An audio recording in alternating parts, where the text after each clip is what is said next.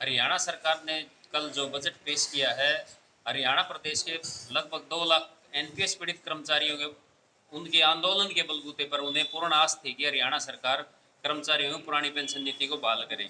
लेकिन इस बजट से हरियाणा सरकार के एनपीएस कर्मचारियों की साथ साथ सभी कर्मचारियों को बहुत ही बड़ा आघात लग गया है। कर्मचारियों के लिए इस बजट के अंदर कुछ भी नहीं था। एनपीएस हमारी जो पुरानी पेंशन नीति है उसकी बजाय एनपीएस में कर्मचारियों को अपना भविष्य सुरक्षित नजर नहीं आ रहा है।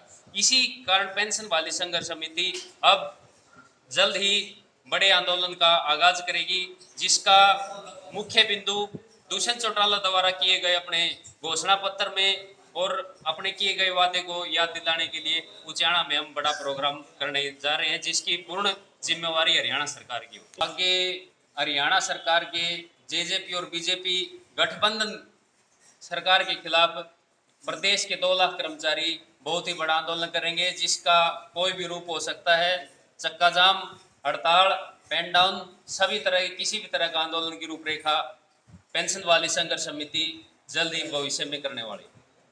क्या नाम सर आपका? अनूप लाठर, राज्य वरिष्ठ उपाध्यक्ष, पेंशन वाली संघर्ष समिति हरियाणा। पेंशन वाली संघर्ष समिति हरियाणा के बैनर के नीचे राज्याध्यक्ष विजेंद्र धारीवाल के नेतृत्व में तमाम जिलों के और राज्य कार्यकारिणी की मीटिंग है। हमारा एकमात्र जो लड़ाई है वो है पुरानी पेंशन की लड़ाई।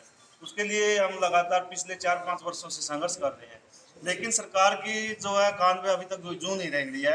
हमने देखा जब भी कोई बजट विधानसभा या लोकसभा में पास होता है तो जो एमएलए एमपीज के भत्ते बढ़ाए जाते हैं वो बड़े ध्वनि मत से पास हो जाते हैं, लेकिन जब कर्मचारियों की बात आती है तो उन्हें बहुत बड़ा बोझ दिखाई देने लग जाता है, जो कि कर्मचारियों के साथ सरासर धोखा है। इसके खिलाफ हम जो है एकजुट होकर पूरे हरियाणा और पूरे देश के कर्मचारी संघर्ष करता है और जल्द ही हम एक बड़े आंदोलन की घोषणा करने वाले हैं। लड़ाई पिछले कई वर्षों से चल रही है। जो अभी सरकार में सहयोगी है दुष्यंत चौटाला जी, उनका मैनिफेस्टो में भी ये बात थी कि जैसे हमारी सरकार आएगी तो हम पुरानी पेंशन बहाल करेंगे, लेकिन जैसे ही वो सरकार के जो खट्टर जी के ड्राइवर सीट के साथ में बैठे तो वो ये चीज़ें भूल गए। अब जब हम उनसे बात करते तो वो उनकी नज़रें भी हमारे साथ मिलाने के लायक नहीं है, लेकिन वो अपने दादाजी के नाम पर राजनीति कर रहे हैं, चौधरी देवीलाल के नाम पे।